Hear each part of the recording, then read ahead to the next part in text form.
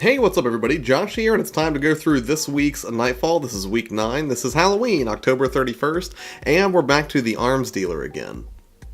Now, the modifiers in place this time are going to be Prism, which means you want to keep an eye on the rotating energy types and make sure that you've got a good loadout among your fire team, preferably one of each type in that energy slot so that as soon as it comes into rotation, somebody can start ripping into whatever enemy presents the greatest threat and do the most damage.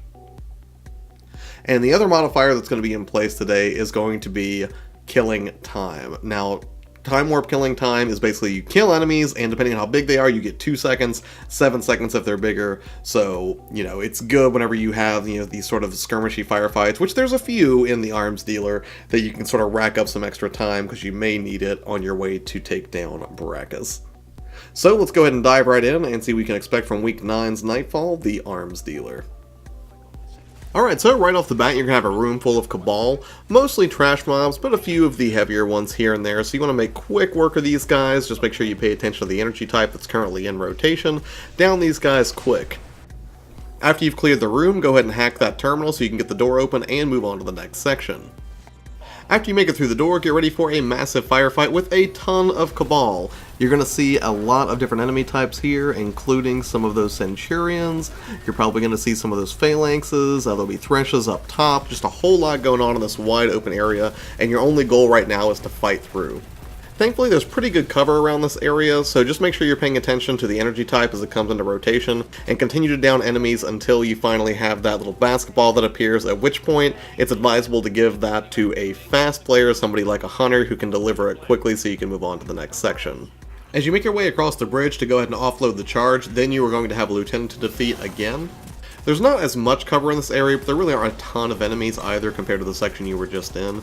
Just, again, make good use of cover. I know I'm beating a dead horse here, but do that. Lay down heals if you can if you're a warlock to kind of give people a little bit of a bump. And with the lieutenant out of the way, it's time to move on to the next section. You'll encounter some light resistance along the way, but as best you can, just go ahead and try to ignore this firefight because the amount of time you would gain doesn't really add up to the amount you'll save just by rushing ahead. Once you get to the section where you're about to go outdoors, go ahead and mount up on your Sparrow, and you just want to make a mad dash for the next part of this, bypass combat entirely, and just concentrate on getting to the next major combat area that you can't skip.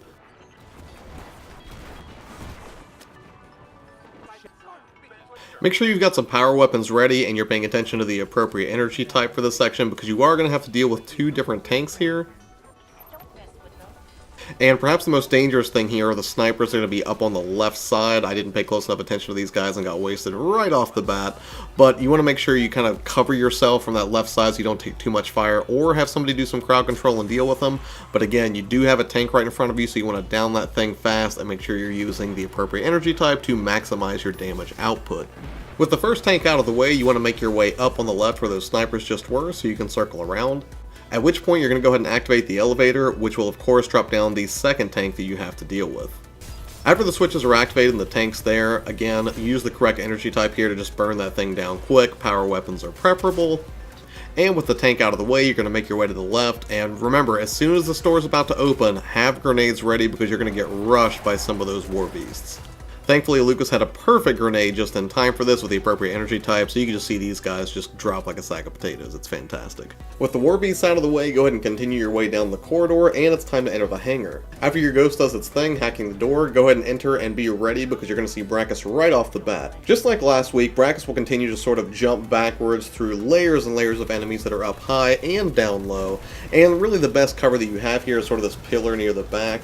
Again, mind your energy types, but the biggest thing here is don't prioritize Bracus though, prioritize the mobs. And the reason for this is, even though we did a fair amount of damage to Bracus before he makes it to the elevator at the end of this room, he just regened all of his health by the time we got to the last part of the boss fight, so there's really not a whole lot of point to dish out a lot of damage to him right now.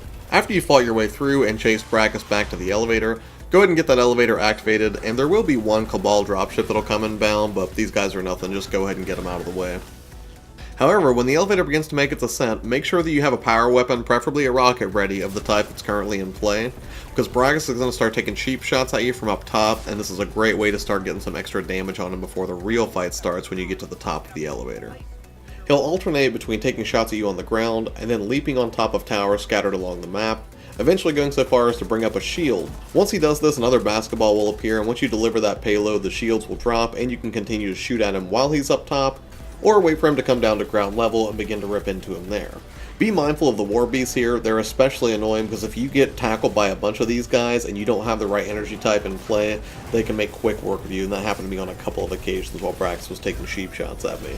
The best thing you can do at this part of the fight is to stay on the move. You'll find occasional cover, but he's going to spawn mobs in like crazy, and you also want to be cognizant of the fact that Threshes will be inbound overhead, and also he will be sniping you from up top. So there's a lot going on, but really, staying on the move is the best thing you could possibly do here.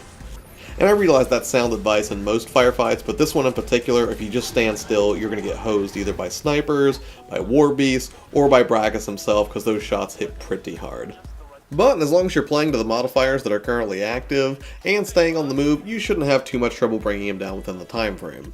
So with Bracus down, go ahead and feel free to rejoice, collect your loot, and go see what those kooky guys like Zavala, the Boastmaster, the Gunsmith, or Hawthorne might have in store for you. As always, thank you guys so much for watching this video. If you dug it or got something valuable out of it, please throw us a thumbs up because that helps us out a lot in the search results. If you have any comments, questions, feedback on how we can do these videos better so that you can enjoy them more, please let me know in the comments below. Don't forget to subscribe, and we will see you on the next one. Take care. Bye-bye.